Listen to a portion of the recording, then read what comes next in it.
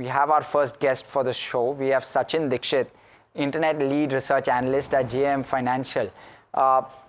Sachin, you've just come out of your conference.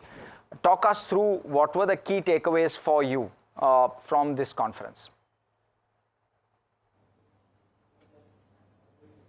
Sure, Asha. So basically, on the internet side in particular, what we are seeing is while there is obviously a listed set of companies, some of them have done very well over the last one and a half odd year. There is also a large gamut of private companies which are on their way to an IPO at any point of time in the future. So, and at our conference especially, we see that there is particular interest for some of these names. Most of them are in the process where they might come to the markets in, let's say, next 12 to 18 months. So investors are tracking them, considering that they have made good amount of returns on the existing set of public names. So there is good energy around them. Right.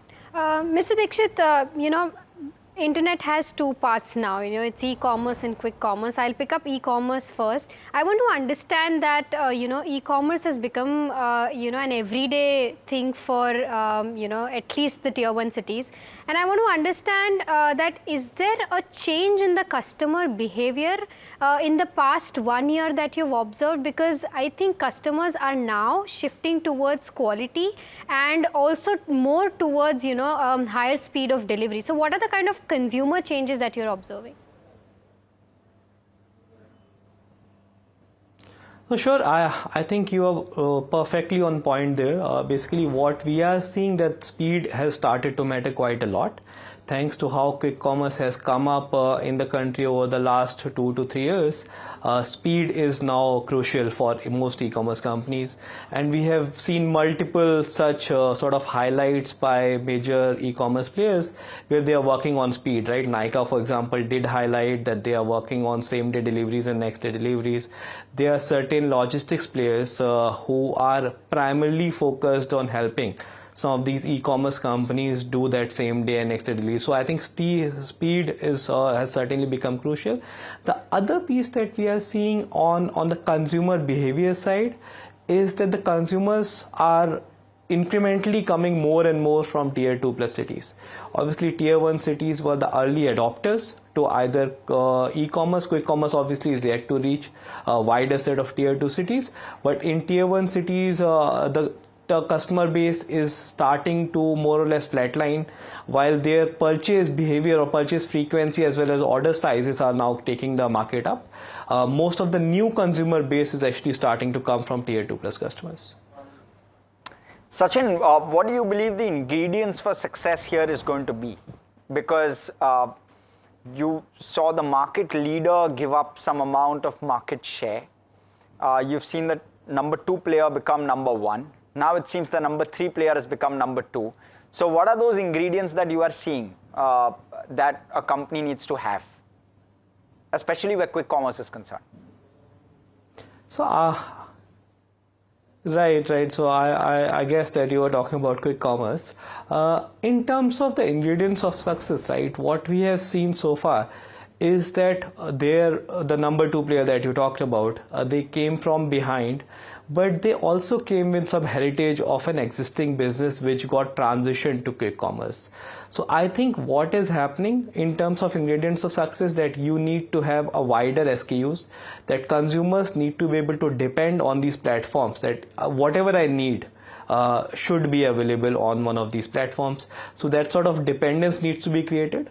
The second feature is that with basically a lot of hyper-local customer behavior as well as customer adoption to these platforms is able to be tracked by these entities. They are also able to pitch a lot of advertising component to the brands, right? Because they know exactly in what neighborhood what sort of products are getting sold, so they can show the ad directly to this customer base rather than showing it to a wider customer base which might not really convert as well in terms of return on advertisement spends. So I think those sort of things are becoming ingredient of success, having the dependence, being able to cater to in advertising, because they take your take rates up. They take your dependence on the customers high, your basically ordering frequency goes up, while your cost of customer acquisition is now going to be amortized on a larger base. Which is what is going to drive more profitability on these models, because after all the business model here is basically dependent on very minute margins when you think of the broader FMCG products, but there are more margins available if you go in terms of wider assortment, whether it's talking about fresh fruits and vegetables or talking about some of the D2C brands who have higher dependency on these platforms. Right. Mr. Dixit, between Zomato and Swiggy, 2 points here. Zomato has also been facing pressure as a stock. Swiggy is almost near to its issue price now, IPO issue price. I want to understand, you mentioned that, the key outlier would be how a company can reduce cost of acquisition. Both Zomato and Swiggy in terms of distribution have different models, because Zomato has 3 apps, while Swiggy has just one integrated app for all its use cases. So I want to understand that how do you differentiate the two, and which one of these would you prefer?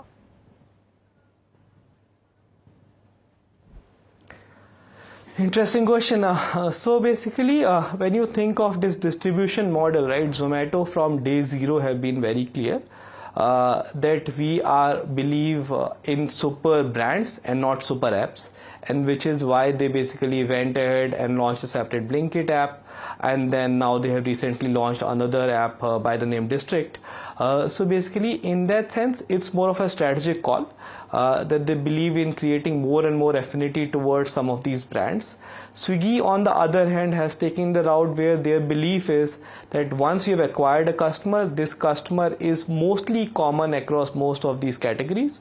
So how about we retain the customer on one single app and try to cross-sell more and more.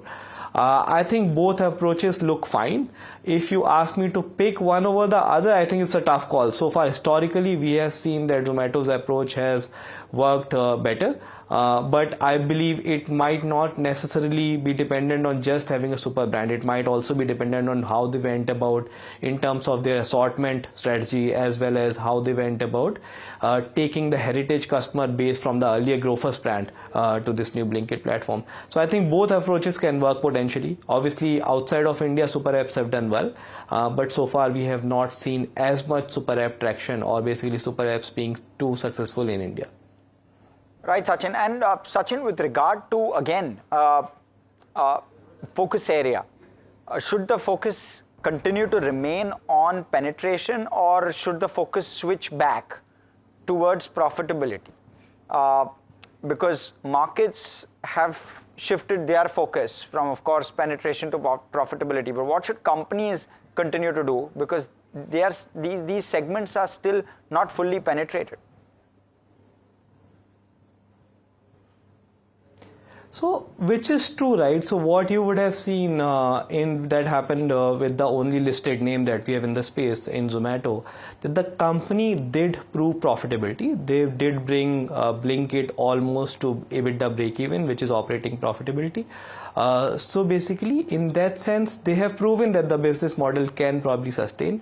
Now they are going for a land grab, and which is where what you have been highlighting, you just said that penetration is still an opportunity, is what most of the 3 platforms, the 3 larger guys are now focusing on, because they see that obviously profitability is demonstrated, and even the other 2 names are, I'm sure, to their privately listed names, as well as for Swiggy when it came to public, they would have given some demonstration of how this business model is sustainable.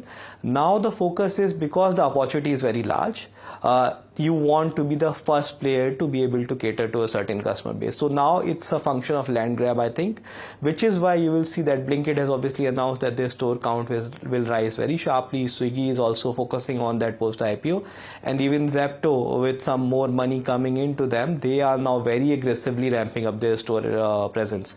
So I think the focus, while the investors will focus on profitability, the models or the companies are trying to basically prove to investors that, yeah, we have the potential to be profitable, but right now it's time to go for the penetration play.